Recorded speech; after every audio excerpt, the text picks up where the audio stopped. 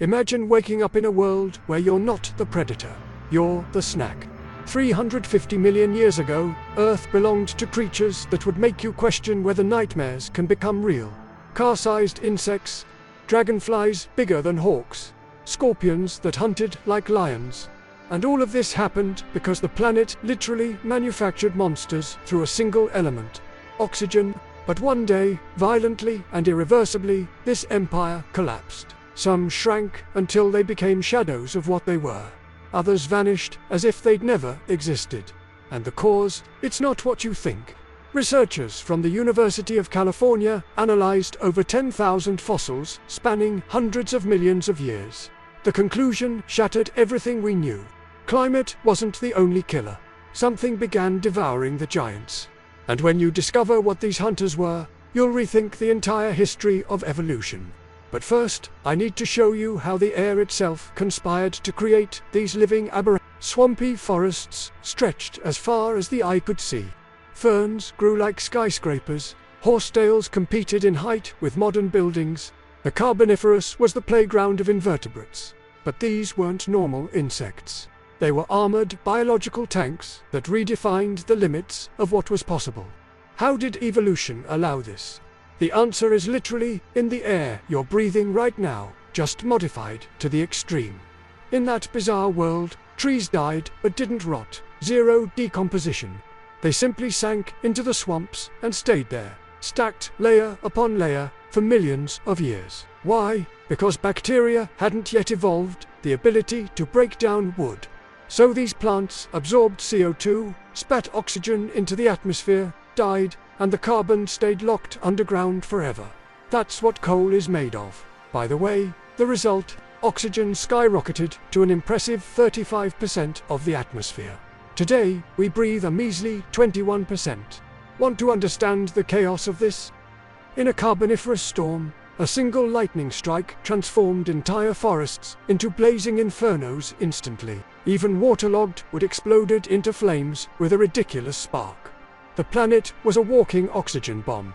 And it was exactly this excess that broke all biological rules for insects. Know why insects today are small? Respiratory system. They don't have lungs.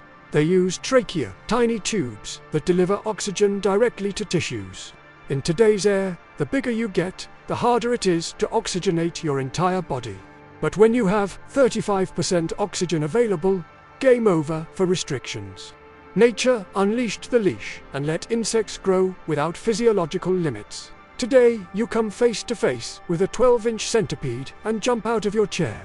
In the Carboniferous, millipedes reached 8 feet in length and weighed 110 pounds. And look, they weren't peaceful herbivores. They were aggressive hunters that ate anything that couldn't run away fast enough. If you fell there, you'd become easy protein. Oh, and that dragonfly that hits your windshield and the wiper handles. In the Carboniferous, if a dragonfly hit your windshield, you'd need a mechanic, not a wiper. They had wingspans of 28 inches, the size of a modern predatory hawk. We're talking about the largest flying insects that ever existed. For millions upon millions of years, these titans dominated sky and land without competition. But then, everything collapsed. 305 million years ago, the clock started ticking. In the suffocating jungles at the end of the Carboniferous, among the giant horsetails and ancestral ferns, the Arthroplura still crawled, those SUV-sized millipedes. Colossal dragonflies glided slowly over the treetops. Scorpions, 10 times larger than current ones, lurked in the shadows. But all of them had an invisible death sentence, a few million years of life. Scientists confirm today with absolute certainty, it wasn't an asteroid that killed the giants. It wasn't an apocalyptic volcanic eruption. The truth is slower, more insidious, more suffocating. Literally, the insect world began dying of asphyxiation. In the final gasps of the Carboniferous, the planet entered accelerated transformation. The immense, humid forests, that green empire that seemed eternal, began to dry up. Swamps turned into deserts. Forests shattered into isolated and miserable islands of vegetation. Scientists named this event the Carboniferous rainforest collapse. It was the first blow. And then the new microscopic players entered the scene. Bacteria that Earth had never seen before. Until that moment, dead wood stayed intact forever, piled in the soil like plant mummies. But these microbes evolved a revolutionary ability to decompose lignin, that tough component of plant cell walls. When decomposition began en masse, the CO2 that was locked underground returned to the atmosphere like a resurrected ghost, and the oxygen, it began to plummet. Forests fragmented, the air became increasingly thin. For the giants adapted to that oxygen paradise, the new world was a slow-motion gas chamber.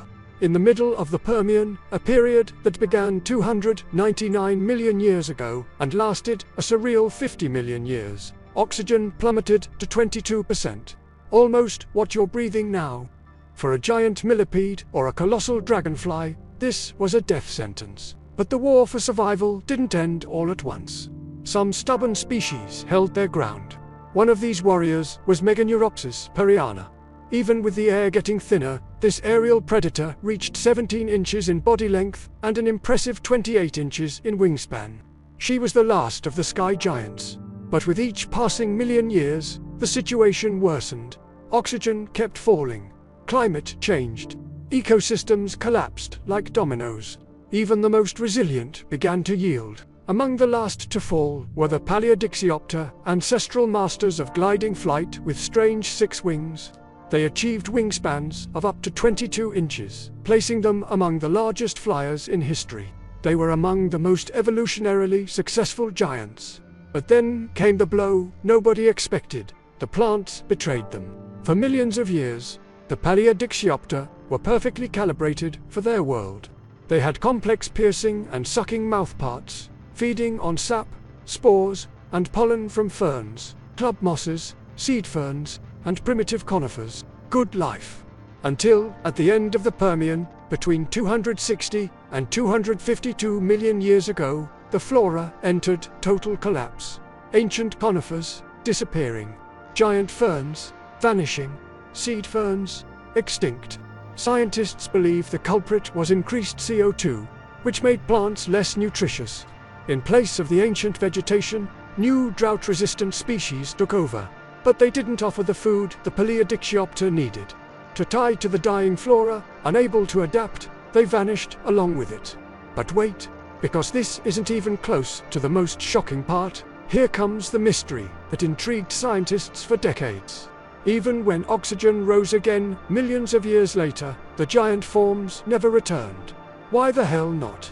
At the beginning of the Cretaceous, about 150 million years ago, oxygen rose to 20% against the measly 10 to 15% it had before. But insects remained small. What held them back? Matthew Clapham and Jared Carr, paleontologists from the University of California at Santa Cruz, set out to unravel this. They conducted a massive study. They analyzed over 10,500 fossils of flying insects spanning 320 million years. They divided the data into 10 million year windows. For each window, they measured maximum wingspan, how big insects could grow in each era. Then they compared this with atmospheric oxygen levels. The mission: discover when oxygen stopped being the boss of insect size. And what changed in ecosystems between 150 and 130 million years ago.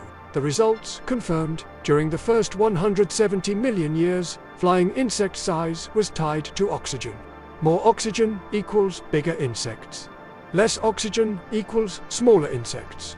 Simple as that. But between 150 and 130 million years ago, the game changed completely. And the cause has feathers. It was at this time that the first birds emerged. Archaeopteryx entered the scene, crow-sized feathered creatures growing up to 20 inches and weighing just over 2 pounds. Their flight was still kind of clumsy, kind of amateur. But it didn't matter. They created an entirely new evolutionary pressure for insects, specialized aerial predation. The bigger the insect, the harder to maneuver. The harder to maneuver, the easier to be intercepted and devoured. The large gliding insects, those slow and graceful relatives of dragonflies, were the first to disappear. Slow and majestic flight didn't work against feathered and agile hunters. birds turned the game upside down. From now on, speed and agility mattered more than brute size. Over time, birds became increasingly lethal in the air, and between 90 and 60 million years ago, the final blow entered bats. Specifically Onychonycterus, whose menu was 100% insects. Ultra-specialized nocturnal hunters that closed any survival gap for large forms.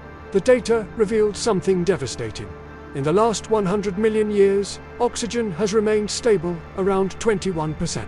But the largest modern insects have a miserable wingspan of 2 to 3 inches. Compare that to the end of the Triassic, where oxygen was EQUAL, but grasshopper-like insects reached 6 to 7 inches in wingspan.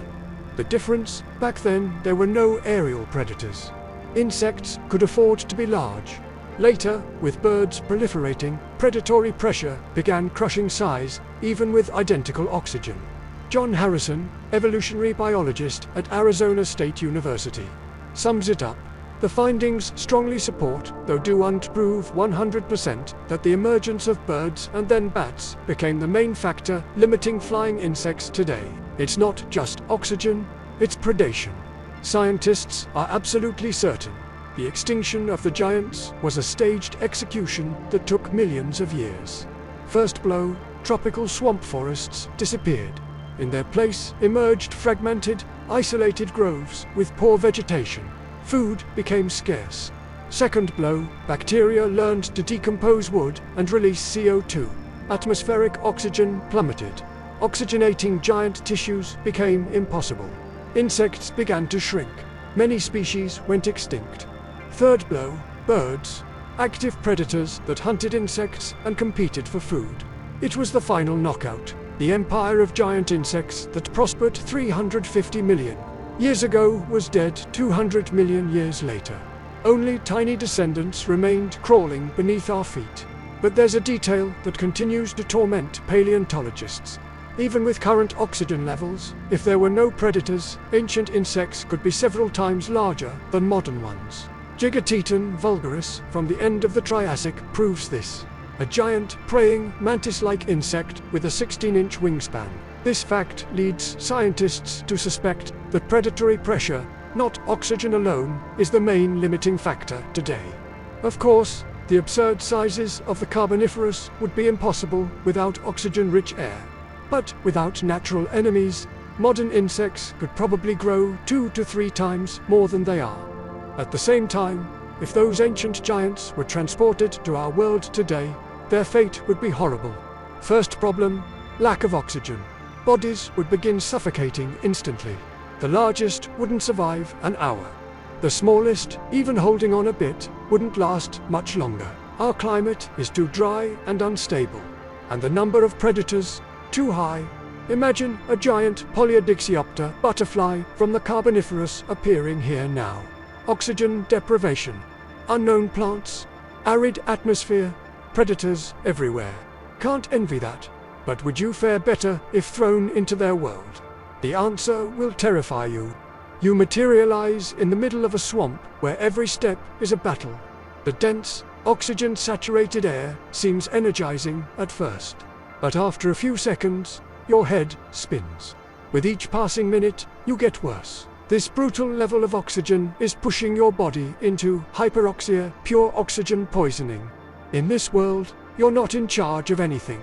You're walking rations. Every sound you make echoes for miles. While trying to move quietly, a hawk-sized dragonfly crosses over you with a buzz of wings. It analyzes you and leaves. You're too big to be worth the effort.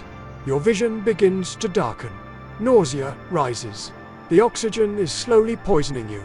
But this is the least of your problems compared to what lurks in the undergrowth. Among damp trunks and tangled vines hides the largest scorpion in Earth's history, over 28 inches of pure armored nightmare.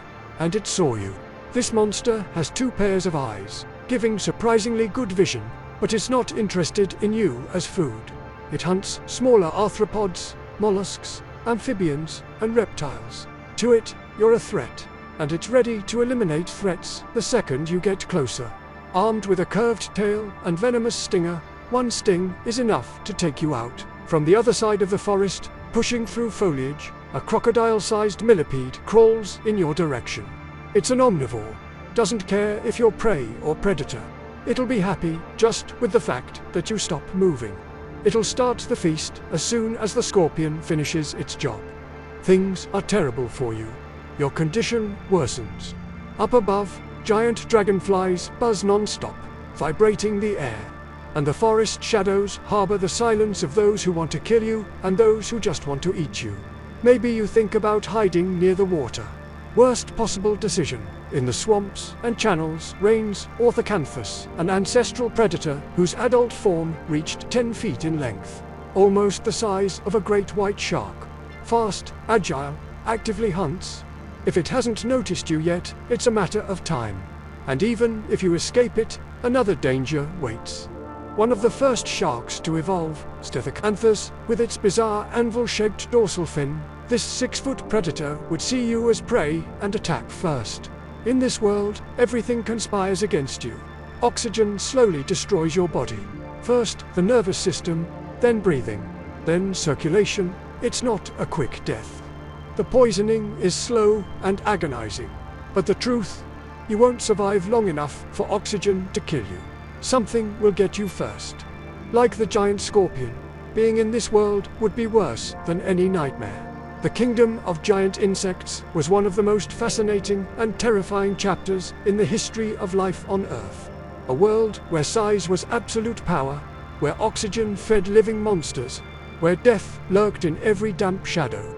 But, like every golden age, it had its brutal end. And now you know exactly why. Here at Aquaria Extenta, we dive into these lost stories that evolution hid.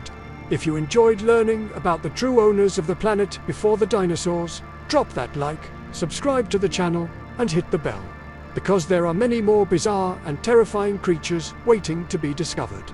Until the next extinction.